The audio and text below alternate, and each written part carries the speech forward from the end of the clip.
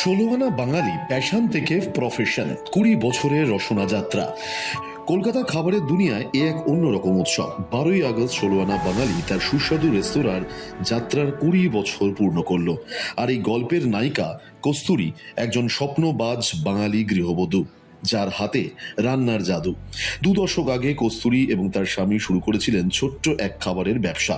কস্তুরীর রান্নাঘরে ফুটত হারিয়ে যাওয়া বাঙালির রেসিপির সুবাস। দেখতে দেখতে 20টা বছর পার করে ফেললো তারা। এবছর অর্থাৎ 20 বছরের এই মাইল ফলক উদযাপন করা হলো ইস্ট মেট্রোপলিটন ক্লাবে। অনুষ্ঠান হয়ে উঠল গানে পুরনো দিনের সুর নতুন আঙ্গিকে পরিবেশন করলেন নতুন প্রজন্মের সঙ্গীত শিল্পীরা, যারা খ্যাতি পেয়েছেন সারেগামাপা রিয়েলিটি শো থেকে। মঞ্চে ছিল নস্টালজিয়া আর ভবিষ্যতের স্বপ্নের এক সুন্দর মেলবন্ধন। খুব ভালো লাগছে, মানে রেস্টুরেন্ট খোলার ওপেনিং চিন্তাধারা অনেক দিন আগে থেকেই ছিল, কিন্তু এদিক ওদিক অনেক কিছু দেখছিলাম। তার মধ্যে একটা র্যান্ডম আমাদের কথাবার্তাতে দাদার সাথে আমার আলাপ হয়, and he is giving me the offer to open one more outlet at Sonarpur. তো ওনার সাপোর্টে আমি অনেকটা এগিয়ে গেছি, উনি ছাড়া আমি কিছু করতে পারতাম না। আর 16 আনার সাথে কাজ করে খুবই ভালো লাগছে। মানে এটা আমার জন্য একটা বিজনেস করা নয়, এটা আমার জন্য করা মানে it's a learning part of me. আর অবশ্যই সবার সাপোর্টে আমরা আরও এগিয়ে যাব। 16 আনা এখন ন্যাশনাল আছে, চেষ্টা করবো যে ইন্টারন্যাশনাল লেভেলেও আমরা নিয়ে যেতে। আর এমনি অভিজ্ঞতা বলতে গেলে খুব ভালো, ডেইলি নানান রকমের প্রবলেম এই নিয়ে সব চলছে, আমার ভালোই লাগছে। আপনার পুরো নামটা একটু বলুন। আমার নাম দেবশ্রী চন্দ। অভিজ্ঞতা বলতে আপনি বলছেন যে from this beginning of the day, তো খুবই নার্ভাস ছিলাম, খুবই মানে ছিলাম, রাস্টিক ছিলাম, কিছু আইডিয়া ছিল না, অনেক ইচ্ছে ছিল, স্পৃহা ছিল।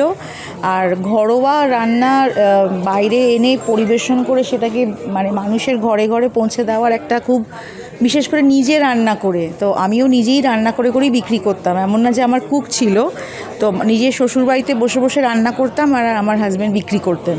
তো বেসিক্যালি এইভাবেই আমাদের শুরু হয়েছিল।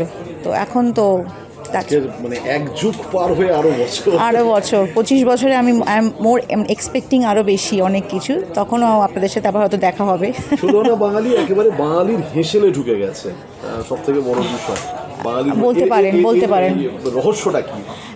16 আনা বাঙালি অ্যাকচুয়ালি নামটাতেই বুঝতে পারছেন যে 16 আনা।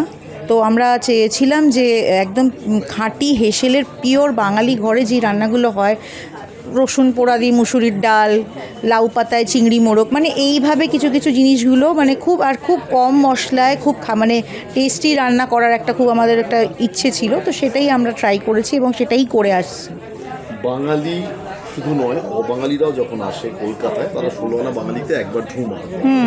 সবার দর্শকদের জন্য কি বলতে? সব দর্শকদের আমি একটাই কথা বলবো, আমি অসংখ্য ধন্যবাদ সবাইকে আমাদের এখানে একবার করে এসে মানে আমাদেরকে হাত ছেড়ে না দেওয়ার জন্য। মানে আমাদের যে হাত ধরে রেখেছেন তারা 20 বছর ধরে, আমরা চাই এনাদের হাত ধরেই আমরা যেন 100 বছর অবধি যেতে পারি। আমার নাম কস্তুরী বসু রায়। শুভেচ্ছা রইল 16 আনা বাঙালিকে, যেন আগামী দিনেও বাঙালির রসনা আর হৃদয় দুটোই ভরিয়ে রাখে এই স্বাদের জাদুতে।